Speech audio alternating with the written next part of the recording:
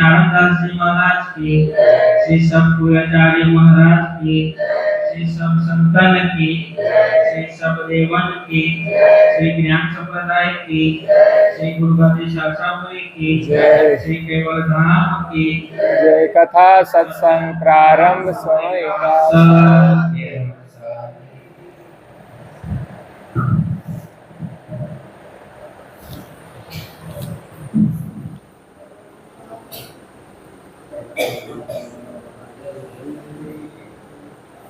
केवल अंशो सात केवल साहेब बाजू बाजू सौने प्रेम थी सात केवल साहेब सत्य साहेब करो देवी वाली तमस्तु विधि वै वेदांतम अचंते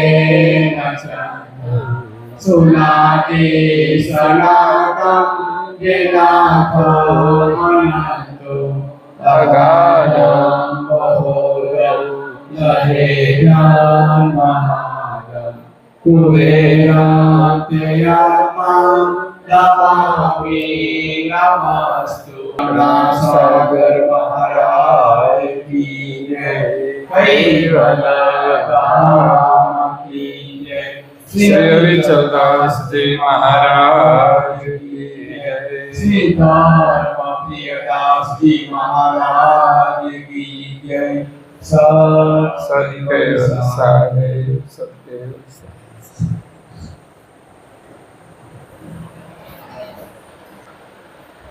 प्रेम भक्तजनों, ज्ञान संप्रदायના અભ્યાસસ્થાપક અનંત બ્રહ્માંડાધીશ વિશ્વ નિયંતા सकर्ता सत्कैवलना परम विशेष अंश अनंत अंशोना तारणहार परम मोक्षना दाता सर्वज्ञ दिव्य परम गुरु श्रीमद करुणासागर महाराज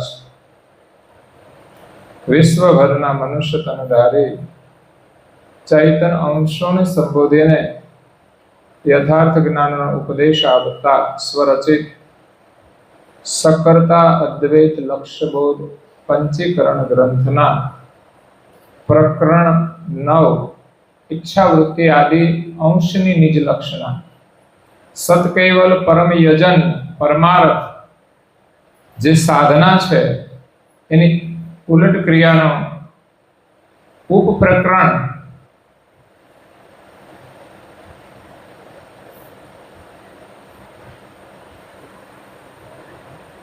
अज्ञान विषय संयम भोग वृत्तिना 3 चक्षुष सत्वनी उलट क्रियाનું વર્ણન કરતા કહે છે કૈવલ કર્તાએ આ જગતનું સર્જન પોતાના શુદ્ધ સંકલ્પથી કર્યું છે અને સંકલ્પથી 6 વૃત્તિ ઉત્પન્ન થઈ। પહેલી પ્રકાશ બ્રહ્મ વૃત્તિ, બીજી જ્યાં વર્ણન કરે છે સંયમ ભોગ વૃત્તિ, ત્રીજી ઈચ્છા વૃત્તિ જેના 72 તત્વની ઉલટ ક્રિયાનું વર્ણન આપણે કેટલી કથાઓમાં શ્રવણ કર્યું, ચોથી ક્રિયા વૃત્તિ, પાંચમી સજીવન વૃત્તિ અને છઠ્ઠી અંશ વૃત્તિ। આટલા મળીને આખી દુનિયાનો આ સાજ બનાવેલો છે।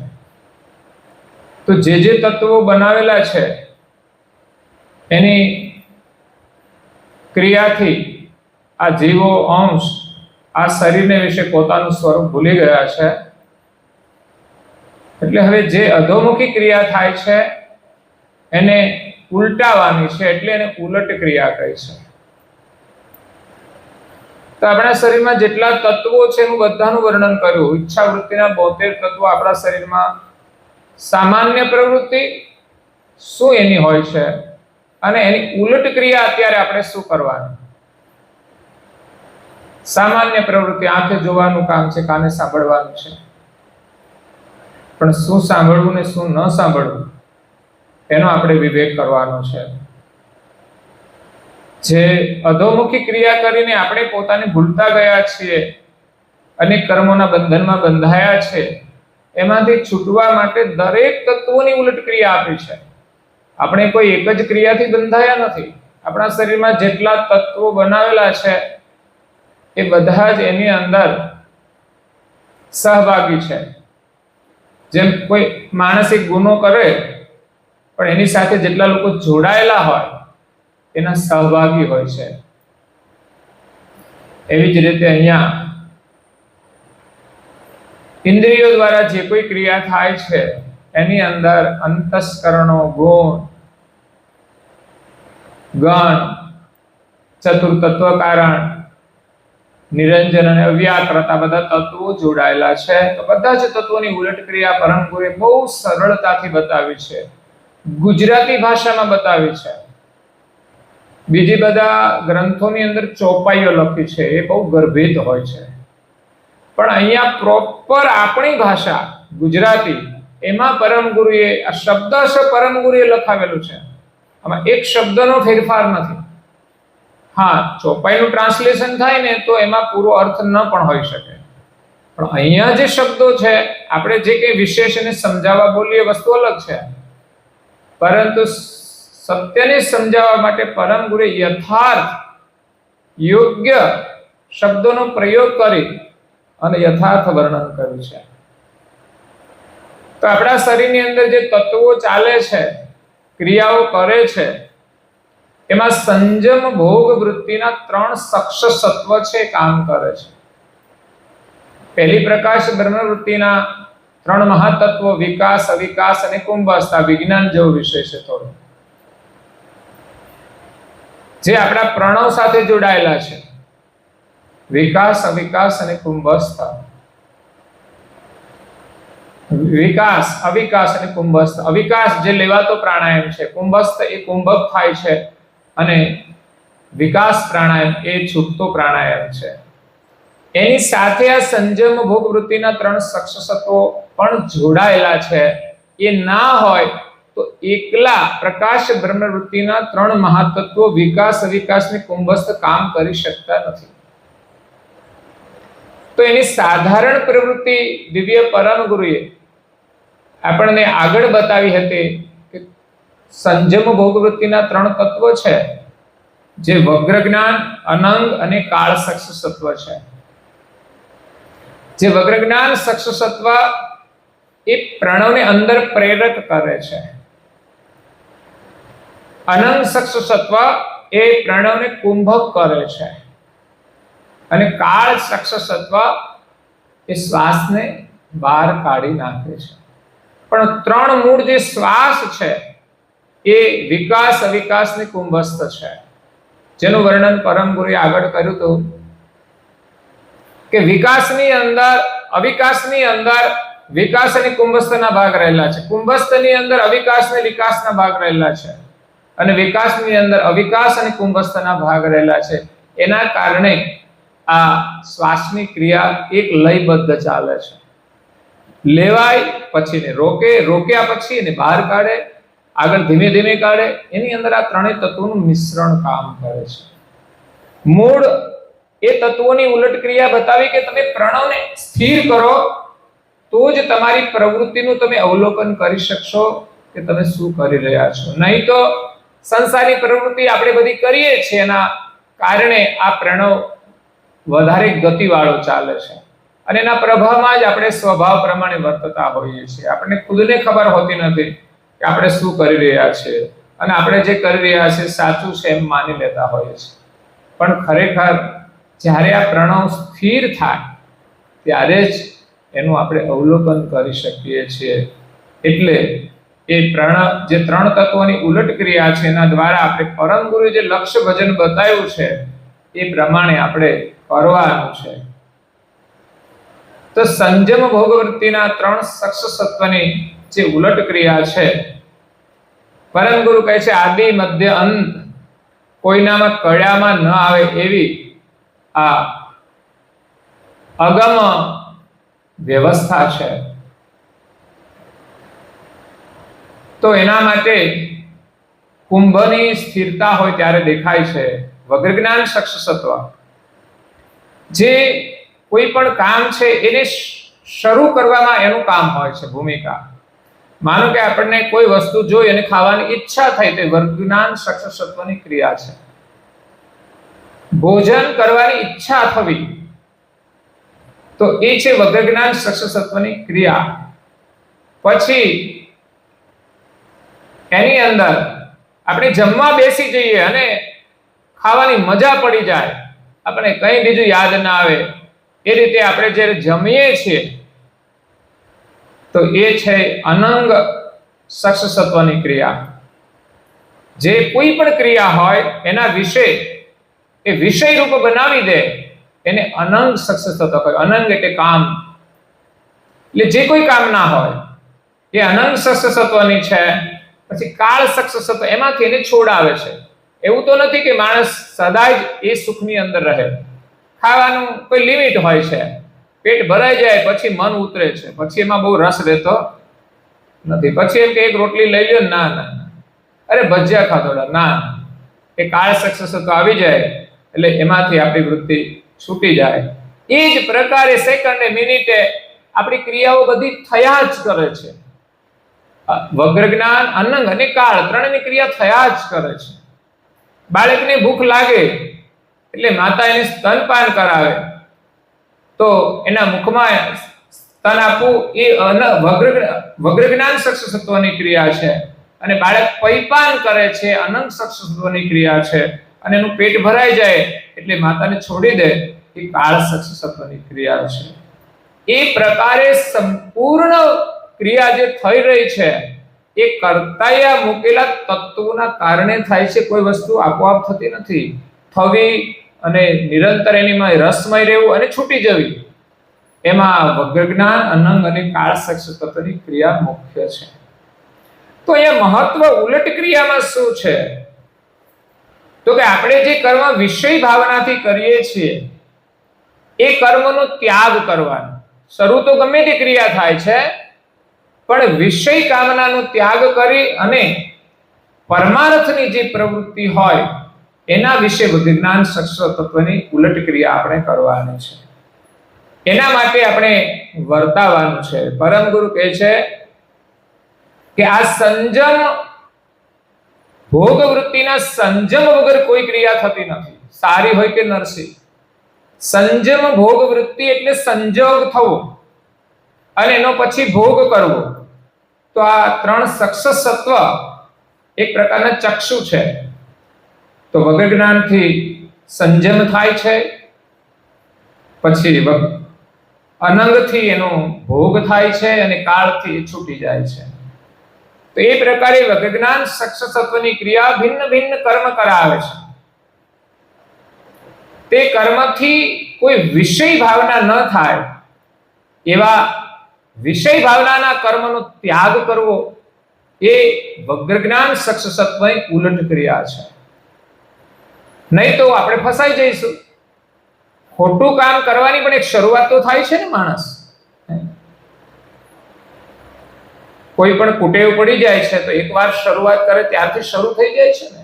તો પરમ ગુરુ કહે છે વગ્રજ્ઞાન સત્વની ઉલટ ક્રિયામાં કોઈ વિષય ભાવની ક્રિયા ન થાય એ પ્રમાણે વર્તમાન કરવું અને સત્ય કર્મ પ્રવૃત્તિ વિશે તત્વ ભાગનો સંજમ રાખવો. તત્વો બધા આપ્યા છે પણ સારી પ્રવૃત્તિમાં જોડો ને. પૈસા આપણે કમાઈએ છે તો ખોટા માર્ગે વપરાય છે ને સારા માર્ગે વપરાય છે. પરમ ગુરુ એટલું જ કહે છે કે ખોટા માર્ગે ન વપરાય અને સારા માર્ગે વપરાય એટલું જ ખ્યાલ રાખો. તમારો હેતુ પણ એ જ હોય છે. જે સારા કાર્યો થાય છે એની અંદર તમારા પૈસા વપરાય કે તમે સેવા કરો, એ જોડવાનો હેતુ જ એ છે કે એના માધ્યમથી આપણે એક સારા કર્મ કરવાની શરૂઆત થઈ જશે. ધીમે ધીમે એમાં રસ આવશે. પછી તો રસ આવી જાય ને પછી એ છૂટતી નથી. પછી તો વારંવાર એ ક્રિયા પૂરી થઈ ગયા પછી ફરી કરવાનું હોય તો પણ આપણને એમાં ઉપાસના હોય, સત્સંગમાં જવાનું હોય, ભજન કીર્તન રસપૂર્વક કરીએ. એટલે વગ્રજ્ઞાન સત્વની ઉલટ ક્રિયા છે વિષય કર્મની ક્રિયાનો ત્યાગ કરી અને સત્કર્મની ક્રિયા આપણે કરવી. બીજી છે અનંગ સત્વની પ્રવૃત્તિ. જે કોઈ પણ પ્રવૃત્તિ કરીએ છે એની કામના છે એમના વિશે કામાતુર થઈ અને અખંડ સંજમ રાખી જે વિષયને વિશે લોકો અખંડ ભાવ રાખે છે એની જગ્યાએ સ્વરૂપને પામવા માટે આપણે અખંડ ભાવ રાખવાનો છે, કામાતુરની જેમ. તો વારંવાર આપણે પ્રયાસ કરવાનો. જે જુદી જુદી પ્રવૃત્તિ છે પણ એના માધ્યમથી આપણા સ્વરૂપને પામવાની ભાવના બને છે. એ છે અનંત સત્વની ઉલટ ક્રિયા. થોડી થોડી ક્રિયા કરીને અભ્યાસ કરવાનો છે. એમ કરતા કરતા એટલો ભાવ વધી જશે કે જેમ તપસ્વી રઘુરામ બેસી ગયા ને તો બેસી ગયા, કોઈ ચિંતા. અચરતબા બેસી ગયા, અને ભૂખ પણ લાગતી નહોતી. તો આપણે પરમ ગુરુની ભક્તિમાં પ્રાર્થના કરીએ તો એકાગ્રતાથી કરીએ, ભજન કીર્તન કરીએ તો પણ ભજનના શબ્દો ઉપર ધ્યાન આપી અને હૃદયમાંથી આપણી ભાવના એમાં પ્રગટ થાય એ પ્રકારે આપણે ભજન કરીએ તો 1 કલાક આપણે ભજન કર્યું હોય પણ 24 કલાકનો પાવર રહેતો હોય છે. 1 કલાક તમે મોબાઈલને ચાર્જ કરો તો માપસર વાપરો તો 24 કલાક તો ચાલે, પણ બહુ વાપરીએ તો પછી કલાકમાંય પૂરું થઈ જાય. એમ ભજનની એનર્જી પણ એવી જ છે કે સંસારના નીતિ ધર્મની અંદર તમે વાપરો ને તો 24 કલાક ખૂટે નહીં, પણ માણસ અધર્મની પ્રવૃત્તિ 1 કલાક કરે ને તો એનું ભજન ખતમ થઈ જાય. એટલે વગ્રજ્ઞાન ચક્ષુસત્વ અને પછી આવે છે અનંત ચક્ષુસત્વની ઉલટ ક્રિયા. આપણે સારી પ્રવૃત્તિના વિશે મતલબ આપણા સ્વરૂપની પ્રાપ્તિના કાર્ય માટે આપણું ભજન કીર્તન સત્સંગ બધું જ કોઈ લૌકિક સુખ માટે નથી પણ અખંડ સુખ માટે છે. એટલે એનાથી આપણું લૌકિક કાર્ય પણ સંપન્ન થઈ જાય છે. જો આપણું અખંડ સુખ મળી જાય તો ત્યાં લૌકિક સુખની સમસ્યા તો સદાયને માટે સમાપ્ત થઈ જાય છે. એટલે વગ્રજ્ઞાન ચક્ષુસત્વ કોઈ ક્રિયા વિષયની છોડી અને સારી પ્રવૃત્તિમાં જોડાવું અને વારંવાર જોડાવું અને એનો અભ્યાસ કરવો એ અનંત ચક્ષુસત્વની ક્રિયા છે. સ્વરૂપ લક્ષ્યને વિશે આપણે વારંવાર આ પ્રવૃત્તિની અંદર રસમય બનીએ અને કાળ ચક્ષુસત્વની પ્રવૃત્તિ છે જે પ્રવૃત્તિ આપણને છોડાવી દે છે. સામાન્ય આપણે પ્રવૃત્તિ કરીએ તો એ પણ 1 કલાકનો સત્સંગ હોય કે 1 કલાકનું ભજન હોય કે અડધા કલાકની ઉપાસના હોય એ પૂરી થયા પછી આપણે છોડીએ છીએ. પરંતુ અહીંયા કાળ ચક્ષુસત્વની પ્રવૃત્તિ ઉલટ ક્રિયા છે. એ નાના પ્રકારની જે પ્રવૃત્તિ છે એ હંમેશા માટે છૂટી જાય છે. આપણા માટે મુખ્ય અને ઉત્તમ પ્રવૃત્તિ હોય એ જ આપણા જીવનમાં રહે છે. નહીં તો નાના પ્રકારની પ્રવૃત્તિ કે નવરા બેઠા હોય તો શું કરવું, તો બજાર જઈને બેસવું, આ બધું છૂટી જાય. રાજુભાઈ, ટાઈમ રહે છે તમને બજાર જવાનો? હે, રહે છે? નહીં રહે. કારણ કે સારી પ્રવૃત્તિમાં તમે જોડાઈ જાઓ ને તો પછી એમ થાય નવરા બેઠા શું સમય આપણે કાઢવાનો. આપણે ઘણું સારું કામ કરવા માટે ભગવાને આ જીવન આપ્યું છે. પ્રધાનમંત્રી એના પદ ઉપર બેઠા હોય ને બેહી રહે તો ચાલે ખરું? શા માટે પ્રધાનમંત્રી બનાવ્યા હોય? દેશનું કાર્ય કરવા માટે. એવી જ રીતે આ માનવ દેહ તો એટલો ઉત્તમ છે કે આપણે નવરા બેસી રહેવું જોઈએ. 51 નિયમ આપ્યા છે, જોજો, અભ્યાસ કરજો, આવશે ટૂંક સમયમાં. ગુજરાતી, હિન્દી અને અંગ્રેજીમાં. આપણે ગુજરાતીમાં કરીએ તો વળી પાછા રાજસ્થાન વાળા કે મધ્યપ્રદેશ વાળા ભલે થોડા લોકો હોય પણ એને એમ થાય કે ભાઈ શું પ્રવૃત્તિ ચાલે છે એની ખબર તો એની ભાષામાં પડે. વિદેશમાં રહેતા હોય એની સાથે પણ સંદેશ જાય તો એને પણ ખબર પડે. ભલે ત્યાં એ ઓછું કરી શકે, 1 નિયમ પાડે, પણ એને ખબર તો પડે કે આવી પ્રવૃત્તિ આપણા દેશમાં થાય છે, એમાં આટલા લોકો જોડાયા છે. એટલે નમ્ર નિવેદન છે કે આપણે બધાએ જોડાવાનું છે આ ઉલટ ક્રિયા કરવા માટે જ. એટલે વધારાની નાની વિધિ પ્રવૃત્તિઓ છૂટી જાય જે અકારણ, બિન જરૂરી, કોઈ અર્થ વગર.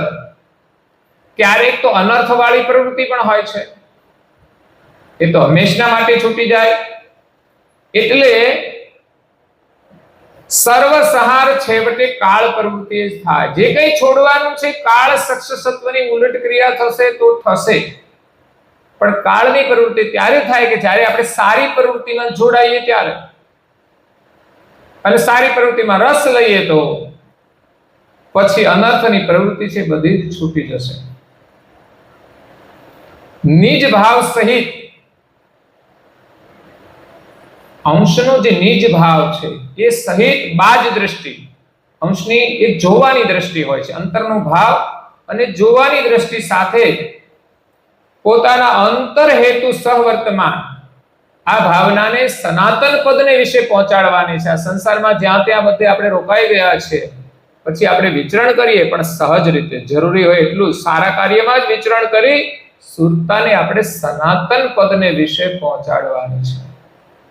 આપણા દરેક કાર્યનો હેતુ આપણા સ્વરૂપને પામવાનો હોય અને આપણા નિજ ઘરને પામવાનો હોય. અહીંથી તમે ક્યાં જશો વિચાર કરો, ચાલો તમારા ઘરે જવાનું, એ મહત્વનું છે. ઘરનું કેટલું મહત્વ છે. ગમે ત્યાં ગયા હોય, કોઈનું ગમે તેવું ઘર સારું હોય, પણ આપણે આપણા ઘરે આવીએ ને ત્યારે જ આપણને શાંતિ મળે છે, આનંદ મળે છે.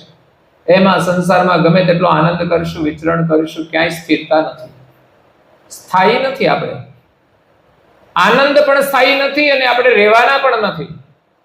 તો જ્યાં અખંડ રહેવાનું છે એને પામવા માટે આ માનવદેહ મળ્યો છે, પરમ ગુરુનો સંજોગ થયો છે, સાચું સરનામું આપે છે. તો પછી આપણે આ ઉલટ ક્રિયાના માધ્યમથી આ સહજ સાધના કરી લેવી જોઈએ. આ પ્રમાણે 3 સક્ષસત્વની ઉલટ ક્રિયા દિવ્ય પરમ ગુરુએ અહીંયા આપણને બતાવી.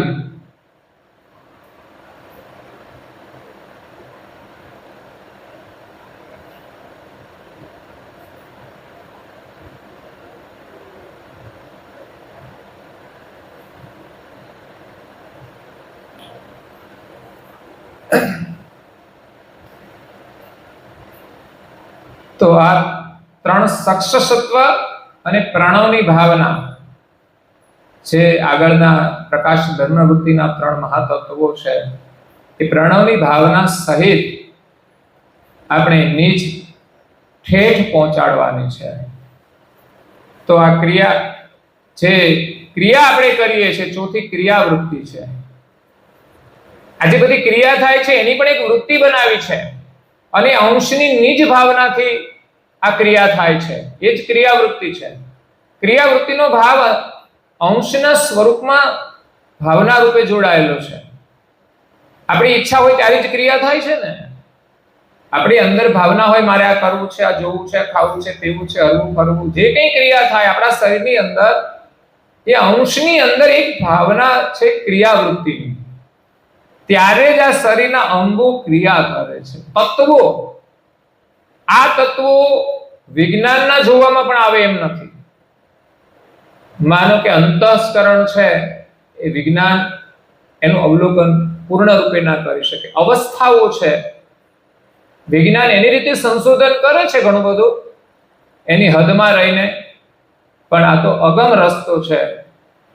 એટલે 4 તત્વકારણની ક્રિયા હોય, પછી નિરંજન અવ્યાકૃત છે એની ક્રિયા, આ 3 મહાતત્વો જે પ્રકાશ ધર્મવૃત્તિના, સંજમ ભોગવૃત્તિના 3 સક્ષસત્વો, એ રીતે અલગ જોઈ શકતું નથી.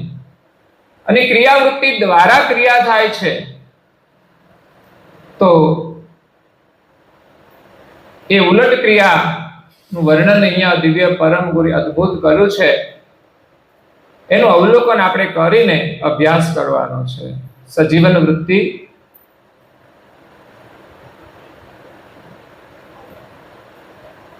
પાંચમી સજીવન વૃત્તિ છે, જે આપણે જીવન આપે. તત્વોનો સાજ તો મૂકેલો હોય, બધું ગોઠવણ તો કરી હોય, ક્રિયાવૃત્તિ, ઈચ્છા વૃત્તિ, સંજમ ભોગ વૃત્તિ, પ્રકાશ બ્રહ્મ વૃત્તિ, આ બધું જ છે. પણ જ્યાં સુધી એની ચેતના ન મળે, જીવન ના મળે, ત્યાં સુધી કોઈ ક્રિયા થતી નથી. એટલે ઈચ્છા વૃત્તિ, પ્રકાશ બ્રહ્મ વૃત્તિ, સંજમ ભોગ વૃત્તિ, આ ત્રણેયની સજીવન વૃત્તિએ આદિ મધ્ય અંતનું માપ લાવી દીધું છે. એને જીવન આપે છે, પણ એનો લિમિટ છે બધાને. કાર્ય કરવાનું. જ્યાં સુધી એને જીવન મળે છે ત્યાં સુધી જે કામ કરી શકે છે એથી વધારે કશું કરી શકતા નથી.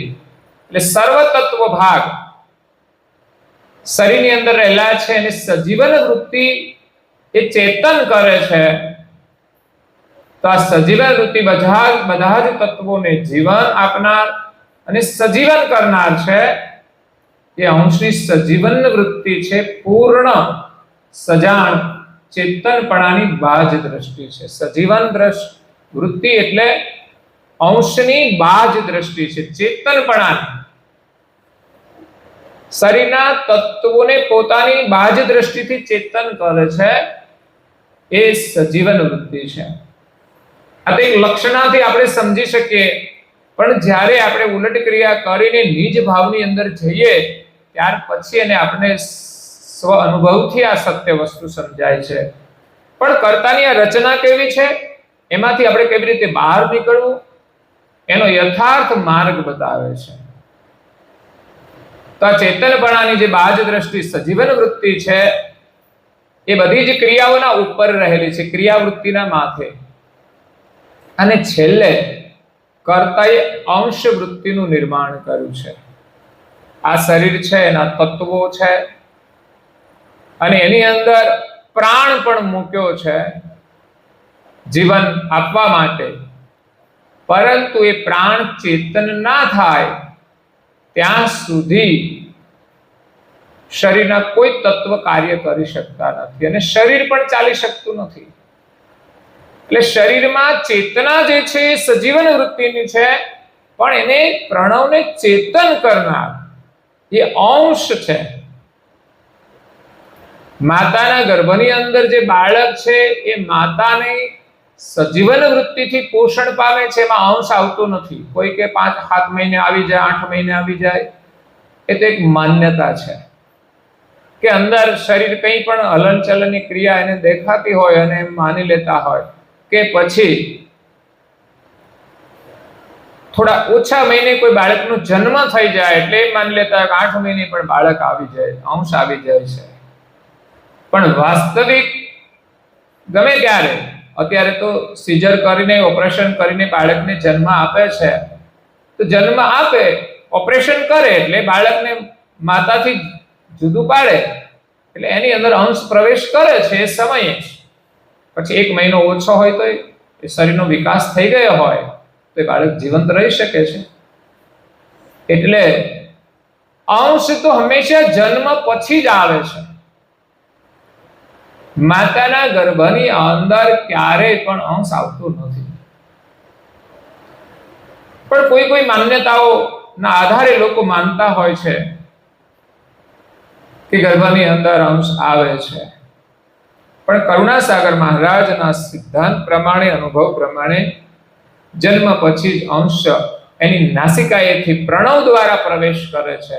પહેલા તો પ્રાણ પ્રવેશ કરે, અંદર શરીરને ચેતના આપે, એ પ્રાણ બહાર આવે છે અને પછી જે પ્રાણ અંદર જાય એની સાથે અંશ સવાર થઈને એ તૈયાર જ હોય એના માટે જવા માટે.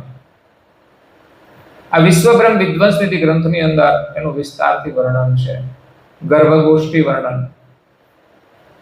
અને અંશ જઈને બ્રહ્મરંધ્રમાં બેસે અને એના આ ક્રિયાને થતા 1 સેકન્ડનો કંઈ ઓછો ભાગ લાગતો હશે. એના માટે કે ટાઈમ નથી હોતો, કેટલો ટાઈમ જતો રહે.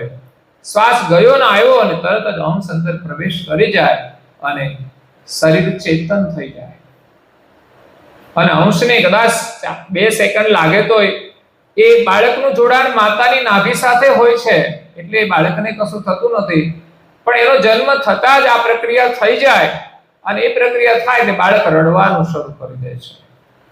તો અંશ આવે છે ત્યારે આ શરીરનો પ્રાણ ચેતન થાય છે અને પ્રાણ આખા શરીરની અંદર જોડાયેલો છે ખટ ચક્રના માધ્યમથી. તો એ ખટ ચક્ર ચાલુ થઈ જાય અને એની સાથે રોમ રોમ અને રગ રગ બધી જોડાયેલી હોય છે. એ બધા સુધી એની ચેતના 1 સેકન્ડના કઈ ભાગમાં પહોંચી જાય છે એટલે આખું શરીર ચેતન થઈ જાય છે. તો આ સજીવન વૃત્તિની આદ્ય લઈ જે કઈ શરીરની પ્રવૃત્તિ થાય છે આદિ મધ્ય અંત, એ પ્રવૃત્તિ ની ક્રિયા કરનારી ક્રિયાવૃત્તિ છે. સજીવન વૃત્તિ જીવન આપે છે, અને બીજા તત્વો કોઈ ક્રિયા કરાવે છે, ક્રિયારૂપ થઈ જાય, ક્રિયાનો અંત લાવે છે. પ્રાણની ક્રિયા 3 મહાતત્વો કરે છે, અને 72 તત્વો પ્રધાન છે જે આપણે ઇન્દ્રિયો સુધી કામ કરે છે. નિરંજન, અવ્યાકૃત જે સ્ત્રી અને પુરુષના ભાગ છે એ બંને વર્તમાન કરે છે અંદર, અને બીજા તત્વો બધા સમાન છે. તે 72 તત્વોની ક્રિયા બહુ જ મહત્વપૂર્ણ છે. એમાં માત્ર ને માત્ર આપણે ઈચ્છા વૃત્તિમાં જે રજોગુણની 10 આકાંક્ષાઓ છે, એટલે 10 ઇન્દ્રિયોની 10 આકાંક્ષાઓ, એની માત્ર ઉલટ ક્રિયા સમજીને કરવા માંડીએ એટલે પછી ઉપલા તત્વો પણ ઓટોમેટિક બદલતા જશે. પણ આપણે નિરંતર પ્રવૃત્તિ કરવી પડે, નહીં તો અહીંયા પ્રવૃત્તિ થાય પણ મન તો ક્યાંય ભટકતું હોય. માત્ર ક્રિયા જ થાય, યંત્રવત ક્રિયા થાય તો બહુ લાભ ના થાય, પણ નિયમથી આપણે પ્રેમથી જો એ પ્રવૃત્તિ કરીએ સારી, તો ચોક્કસ બધા જ તત્વો ઉલટ થઈ જાય છે, અને આપણી વૃત્તિ આપણા સ્વરૂપને પામવા માટે ઉપરાંત થઈ જાય છે. સ્વરૂપની અંદર જે સુખ અને આનંદ છે એ હંમેશા અખંડ રહેવા વાળો છે. એ આનંદનો થોડો જ રસ મળે ને તોય આપણને એમ થાય કે આપણે સદા આમાં જ રહેવું છે.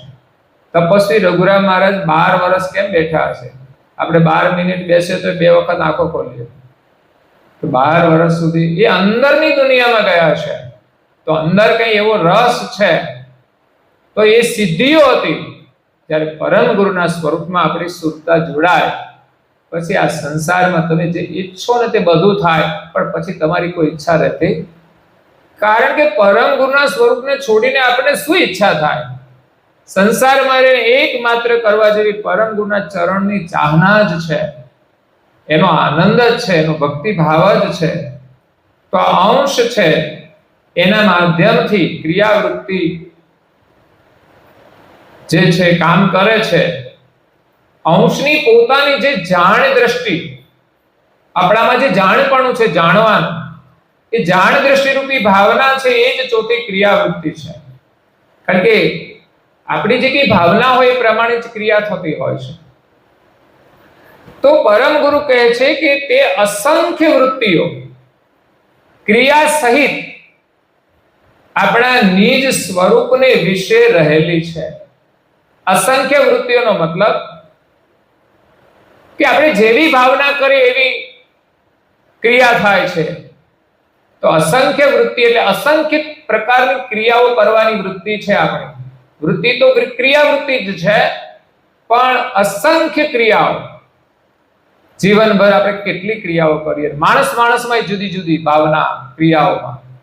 તો આ બધી જ ક્રિયાઓ કરવાની ભાવના એ ક્રિયાવૃત્તિની અંશની અંદર રહેલી છે, અને એ જે કરવાની ભાવના વાળું જે બીજ છે એ ઉત્પન્ન પણ થાય છે અને પાછું લય પણ થઈ જાય છે. એટલે સર્વ તત્વના જે ભાગ છે એ બધી ક્રિયા કરે છે એ નિજ કર્તાએ કરેલા છે અને અંશની અંદર મૂકેલા છે માટે થાય છે. અને એ પણ વાત કરે છે કે આજે બધા જ તત્વોની જે ક્રિયા કરવાની ભાવના અંશમાં છે, તો એ ક્રિયા જે તત્વોની થાય છે એ તત્વોની પ્રવૃત્તિ 2 પ્રકાર, એક પ્રપંચમાં વર્તમાન કરે છે અને બીજી પરમેશ્વર તરફ. તો કર્તાએ કોઈ ક્રિયા અકારણ મૂકેલી નથી. તમે સારું કરો તો સારું પણ થઈ શકે છે. કર્તાએ તો બધું સારા માટે જ મૂકેલું છે, પરંતુ આપણે સારું છોડીને ખોટા માર્ગે ચડી ગયા છીએ, તો હવે આપણે પાછા વળવાનું છે. તકલીફ તો પડશે જ, પણ પાછા નહીં વળીએ ત્યાં સુધી આ સંસાર ચક્રનો અંત આવશે નહીં. એટલે પરમેશ્વર તરફ પરમ અર્થ સાધન, પરમાર્થ સાધન કહેવાય, એના અર્થે કામ આવે એવા આ બધા તત્વોની ક્રિયાઓ છે. એટલે એક પણ તત્વ કૈવલ કર્તાએ બિનજરૂરી કર્યું નથી, બધું સારું જ કર્યું છે. પરંતુ આપણે એને સમજવું પડશે. એટલે આ બધા તત્વોની સાધારણ અને ઉલટ ક્રિયા બંને બતાવી. શરીરમાં તો કરતા એક ક્રિયા માટે જ બનાવ્યું છે કે એની ક્રિયા આંખની જોવાની છે, તો એ પ્રમાણે બનાવ્યું છે. પણ આ જગતને વિશે પછી જે પ્રકારે વર્તમાન કરે છે પ્રમાણે એનું પરિણામ આવે છે. તો સાધારણ પ્રવૃત્તિ અને ઉલટ પ્રવૃત્તિનો અનુભવ દિવ્ય પરમ ગુરુએ આપણને આ ગ્રંથના 9મા પ્રકરણના 10મા ઉપપ્રકરણને વિશે અને 11મા ઉપપ્રકરણને વિશે કહ્યો છે. એ લક્ષ્યથી આપણે જોઈએ તો અંશની જે પોતાની દિવ્ય દ્રષ્ટિ છે એનાથી આ પ્રવૃત્તિને આપણે જોવાની છે. ભગવાને આપણને દિવ્ય દ્રષ્ટિ પણ આપી છે જોવા માટે. જ્યારે પરમ ગુરુનો સત્સંગ મળે, જ્ઞાન મળે, ત્યારે આ દિવ્ય દ્રષ્ટિ એ પ્રકાશિત થતી હોય છે, વિકસિત થતી હોય છે. આંખોમાં એક નવી જે દ્રષ્ટિ છે આવતી હોય છે. જોવાની દ્રષ્ટિ પણ સાંભળવાથી, સમજવાથી આવે છે. એટલે અંશની દિવ્ય દ્રષ્ટિથી આ શરીરમાં થતી પ્રવૃત્તિ જોવાની. આપણે તો બહારની જ પ્રવૃત્તિ જોઈએ છે, વસ્તુઓ જોઈએ છે, પણ આપણા ભીતરની અંદર જે તત્વોની પ્રક્રિયાઓ થાય છે એને આપણે જોઈને યથા યોગ્ય એને વર્તમાન કરાવવાની છે. કે યોગ્ય અને અયોગ્ય એનો નિર્ણય પરમ ગુરુના જ્ઞાન દ્વારા કરીને અંતરની દિવ્ય દ્રષ્ટિ દ્વારા આપણે એનું અવલોકન કરવાનું છે. એટલે પરમ ગુરુ કહે છે કે દિવ્ય દ્રષ્ટિ આ પ્રવૃત્તિ જોવા માટે વર્તમાન કરાવી અને જ્યાં જોઈએ તેવી યોજના કરવી. આપણે ઘરમાં પણ ઘણું સારું કામ કરતા હોઈએ છીએ, જ્યાં જોઈએ એ પ્રમાણે બધું ગોઠવતા હોઈએ છીએ. એ પ્રમાણે આપણા જીવનમાં પણ વિચાર કરવો જોઈએ. જે પ્રવૃત્તિના પ્રભાવથી પરમ ગુરુ કહે છે કે આ અંશને સર્વજ્ઞપણું પ્રાપ્ત થશે. બોલો, સર્વજ્ઞપણું મળે આપણને તો આપણા ઘરે શું થાય એ આપણને ખબર પડે. સીસી કેમેરા લગાવવા પડે, આખી દુનિયાનું જ્ઞાન આપણને થઈ જાય. જે આપણે કોઈનું જોવાની જરૂર નથી, પણ આ જગતની રચના કેવા પ્રકારની છે અને કેવી રીતે આપણે વર્તમાન કરવું જોઈએ, અને એ જ પ્રમાણે આપણે વર્તમાન કરીએ તો આપણે મસ્તીમાં રહીએ છીએ. કાળ પણ આપણું કશું બગાડી શકતો નથી અને આપણા જીવનમાં જે નાના મોટા દુઃખો છે ને એ પણ સમાપ્ત થઈ જાય છે.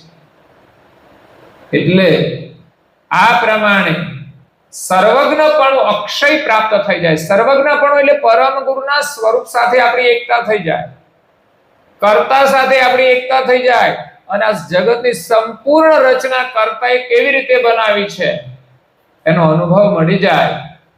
પછી આ બંધનમાં રહેવું પડતું નથી. પછી કાગડા કૂતરા બિલાડા જવું પડે, પછી મનુષ્યનો અવતાર લેવાની જરૂર નથી પડતી. કારણ કે લઈને શું કરવાનું? આપણે જે કર્તાનું કૃત જોવાનું છે, દિવ્ય દ્રષ્ટિ મળી જાય. પછી શરીર ધારણ કરો તોય ભલે, ના કરો તોય ભલે. આ કર્તાનો હુકમ હોય ને આવવાનું થાય કોઈ સંજોગ પ્રમાણે. જેમ પરમ ગુરુ આવે છે એમ ધર્મ કાર્ય કરવા માટે કોઈ અંશો આવતા હોય. જેમ અચરતબા આવ્યા હતા, એમ કે છે નિજ ધામના અંશ હતા, તે દિવ્ય ગતિ વાળા હતા.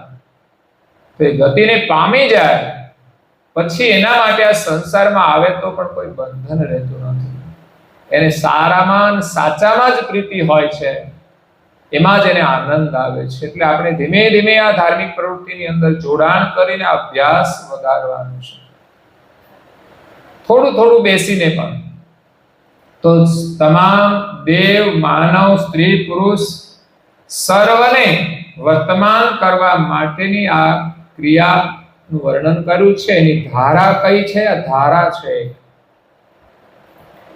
આ ધારા એવી છે કે પરમ ગુરુના મુખમાંથી જે ઉચ્ચારણ થઈ એટલે આ ધારા અખંડ વહેતી રહેશે. આપણને મળી, આપણી આગળની પેઢીઓને પણ આ મળી, આપણી પાછળની પેઢીઓને પણ આ મળશે. અખંડ ધારા છે, આત્મકલ્યાણની અખંડ ધારા છે. આ કોઈ સાધારણ જ્ઞાન નથી. આનો લાભ કોઈ સામાન્ય નથી. તમે કૈવલનું ભજન કીર્તન કરો અને બીજું કંઈ કરો, એમાં જમીન આસમાનનો ફરક છે. પ્રવૃત્તિ બધી સારી જ હોય છે, પરંતુ જે લાભ આપણને કૈવલના ભજનથી મળે એ અન્ય કોઈ ક્રિયાથી મળતો નથી. એટલે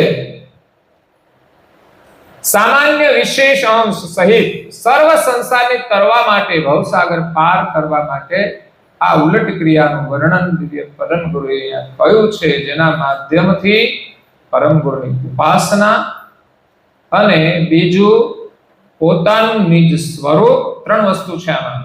એક પરમ ગુરુની ભક્તિ, ઉપાસના. ઉપાસના એટલે માત્ર સવારની જે આરતી છે એ નહીં, ઉપાસનામાં પરમ ગુરુની ભક્તિ આવે છે. સવારે કરીએ ઉપાસના છે, એને પ્રાર્થના પણ કહેવાય છે, એને પાઠ પણ કહેવાય છે. તો આ ઉલટ ક્રિયાના માધ્યમથી પરમ ગુરુની ઉપાસના આપણે કરવાની છે. સંસારનું કાર્ય તો કરવાનું છે, પણ પરમ ગુરુની ઉપાસનાથી કરશું તો ધીમે ધીમે ધીમે આપણું કાર્ય સહજ થઈ જશે, આપણા ઘરનું વાતાવરણ સુંદર બની જશે. પણ હજુ આપણે બધાને પરમ ગુરુમાં જોડતા નથી, માયામાં જોડવાનું કામ કરીએ છીએ, એના માટેની વ્યવસ્થા કરીએ છીએ, પણ પરમ ગુરુમાં જોડવાનું નથી કરતા. એટલે ઘરમાં કઈ ને કઈ સમસ્યાઓ આવતી રહેતી હોય છે. એટલે આપણું ઘર પરમ ગુરુ ઉપાસનામય બને. અને બીજું પોતાનું સ્વરૂપ. આ શરીર તો આપણું સ્વરૂપ નથી, શરીરે આપણે નથી, પણ આપણે મહત્વ શરીરને જ આપીએ છીએ, શરીરના ફોટાને જ આપીએ છીએ, એને સજાવવા માટે જ મહેનત કરીએ છીએ, એ જ આપણે ગમે છે.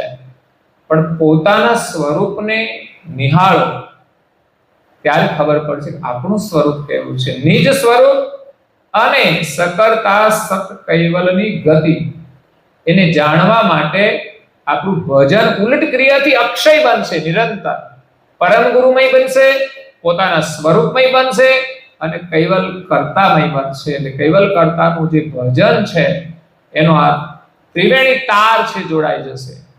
પરમ ગુરુની ઉપાસનાના માધ્યમથી આપણે સ્વરૂપની ગતિ મળશે કે હું કૈવલનો છું.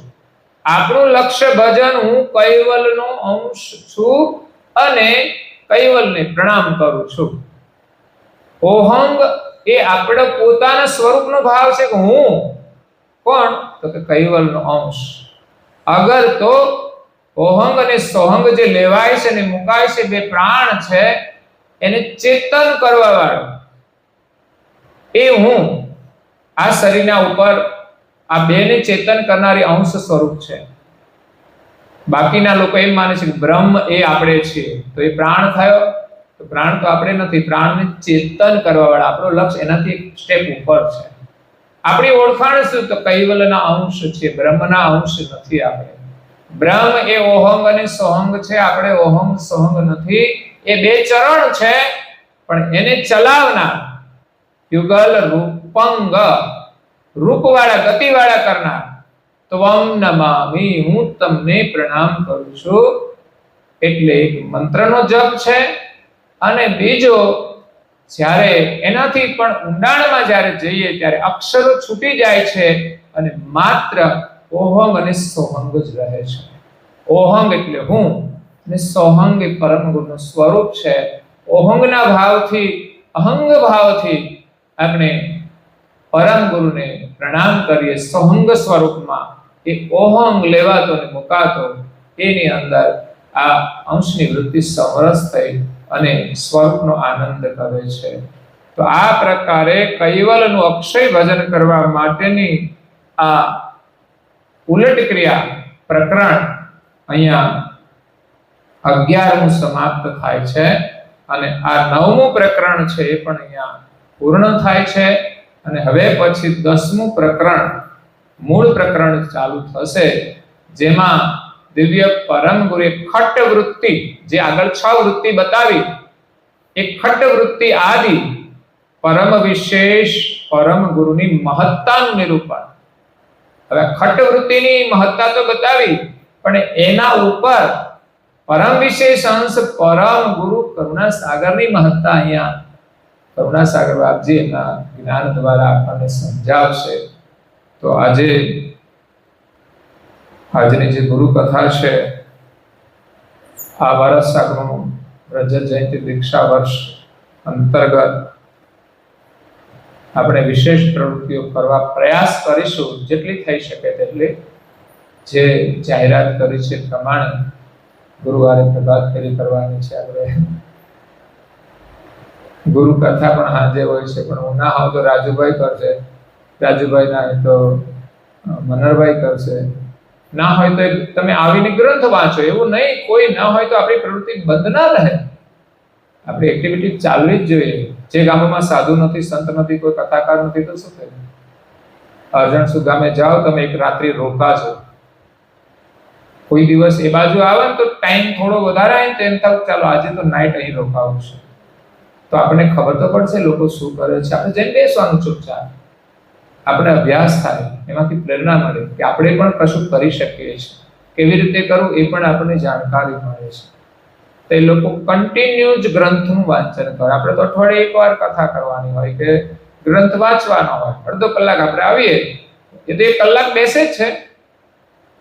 ધીમે ધીમે રસ મળે ને તો એને 365 દિવસ એમાંથી જ રસ મળે ને બીજી કોઈ પ્રવૃત્તિ નહીં. ભજનો ગાય થોડા અમુક સમય, તો ભજનો સારા ગાય છે, પણ એ આપણી જેમ ભજન મંડળ નહીં, પણ એમ કે એક જ મંડળ બધામાં જ રસ લેતું હોય છે.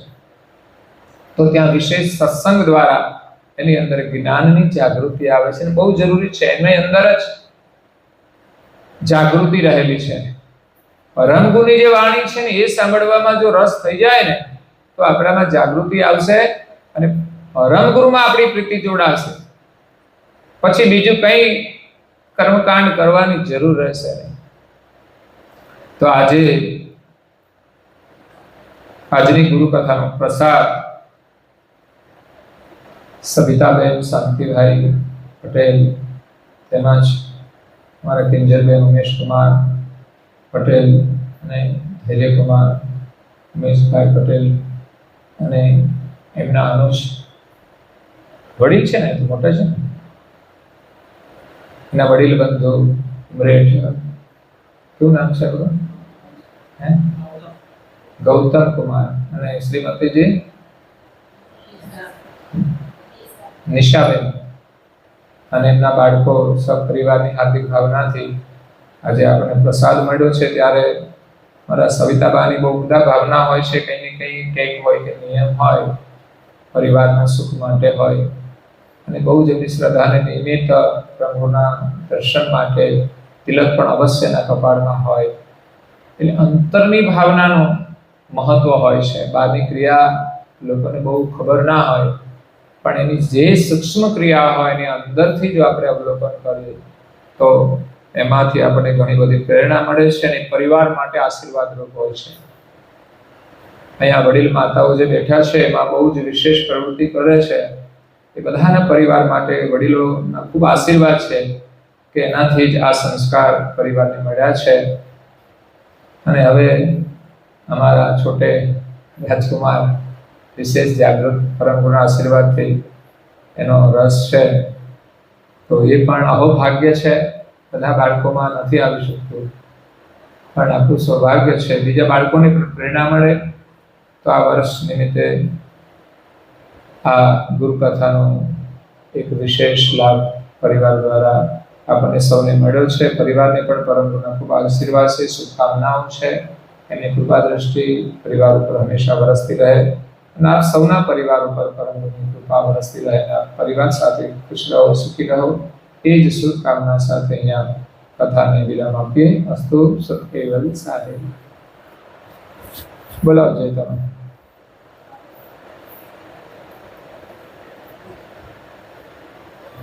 આપણે તો કાયક છે જ.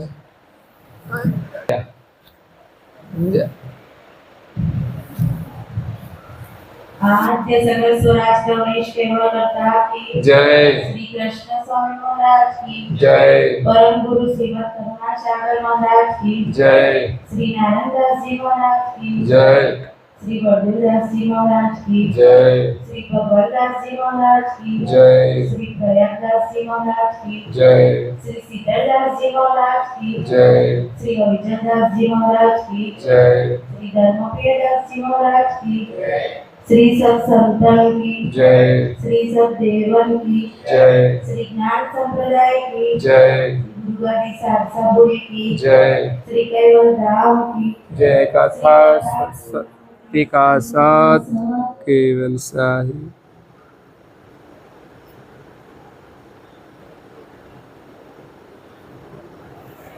केवल हंसो सात केवल साहेब बाजू बाजू सौने प्रेम थी सात केवल साहेब सात केवल साहेब।